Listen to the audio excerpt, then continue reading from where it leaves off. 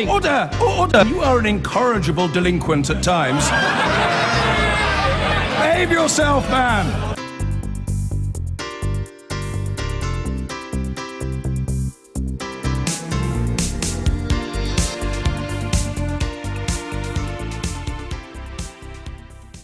By the time it was over, the Ebola outbreak in West Africa had killed more than 11,000 people, many of them children and pregnant women. But results published today from a clinical trial in Guinea show a vaccine against Ebola was 100% effective at preventing the virus from spreading from person to person. Could mean that large outbreaks of this terrible disease may well be a thing of the past. A warning, this report from our science editor, Tom Clark, does contain some distressing images from the start. The deadliest Ebola outbreak in history started in Guinea in December 2013. Undetected for 3 months, it quickly spread to neighbouring Sierra Leone and Liberia.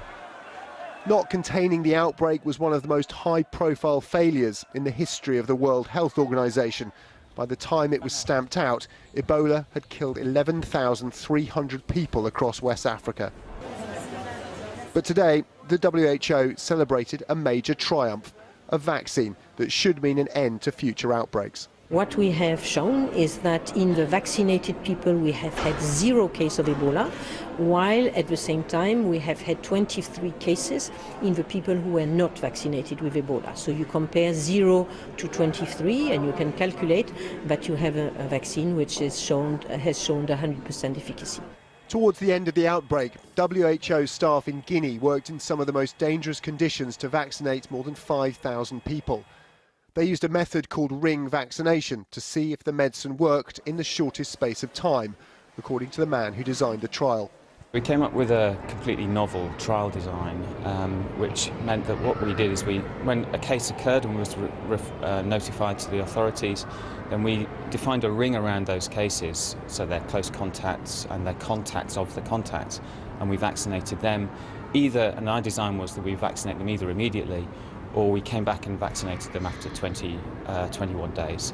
So they acted as a sort of control group.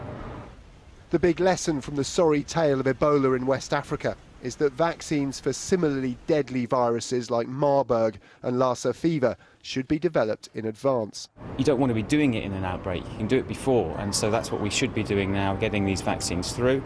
And now, having done that, really designing the trials efficiently for when an outbreak does occur.